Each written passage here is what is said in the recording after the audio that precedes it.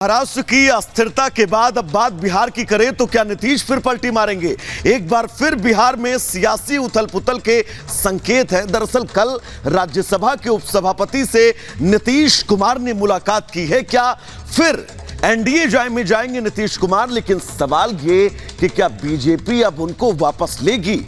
इससे जुड़ी एक रिपोर्ट आपको दिखाते हैं।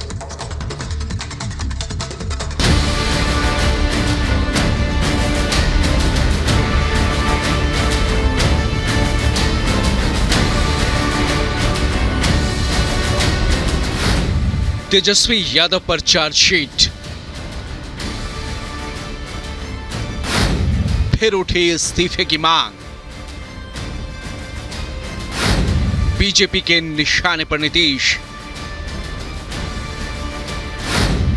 क्या फिर पलटेंगे नीतीश कुमार?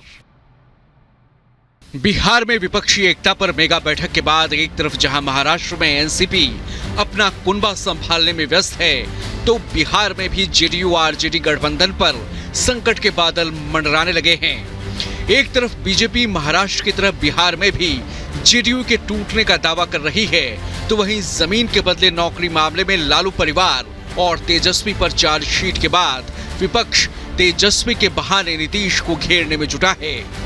अब जीतन राम मांझी और बीजेपी नीतीश को सुशासन धर्म की याद दिलाते हुए तेजस्वी से इस्तीफा लेने की मांग कर रहे हैं।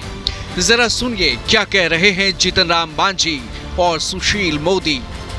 सवाल है, सीबीआई ने चार्जशीट किया है उनका, एक केस में करने की बात है, हम इसमें क्या करें?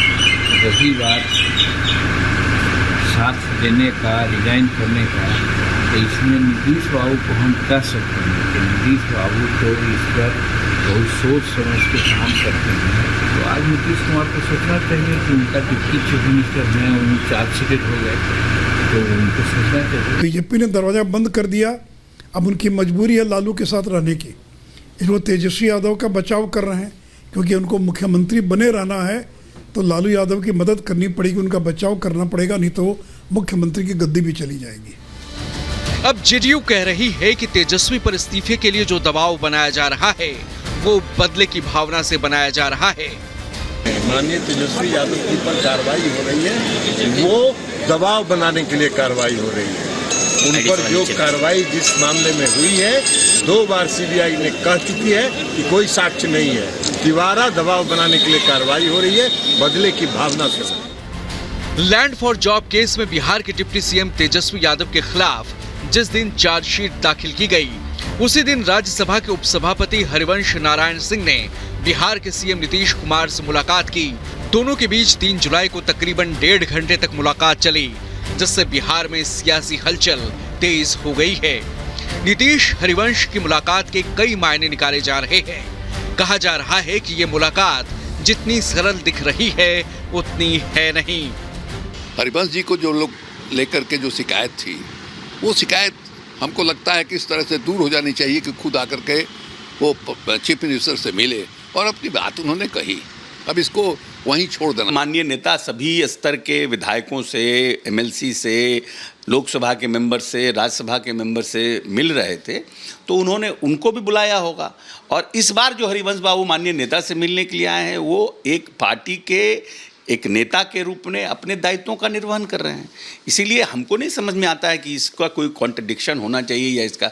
हरिवंश बाबू पार्टी के सम्मानित सदस्य हैं, पार्टी के सम्मानित नेता हैं और अभी वो एक संवैधानिक दायित्व का निर्वहन कर रहे हैं। बिहार की राजनीति पर नजर रखने वालों का कहना है कि नीतीश के आगे खाई और पीछे कुआं वाली स्थिति है। अगर गठबंधन के साथ रहते हैं तो पार्टी में टूट का खतरा है, और अगर गठबंधन का साथ छोड़ते हैं तो आगे का रास्ता बंद है, क्योंकि अब बीजेपी उन्हें माफ करने के मूड में नहीं है। लैंड फॉर जॉब घोटाले का जिन्न बाहर निकलते ही बीजेपी एक बार फिर महागठबंधन और आरजेडी पर हमलावर हो गई है। बीजेपी ने तेजस्वी का इस्तीफा मांगकर नीतीश कुमार को असहज कर दिया है। सवाल ये है कि क्या फिर पलटेंगे नीतीश, और पलटेंगे तो क्या बीजेपी उन्हें स्वीकार कर लेगी?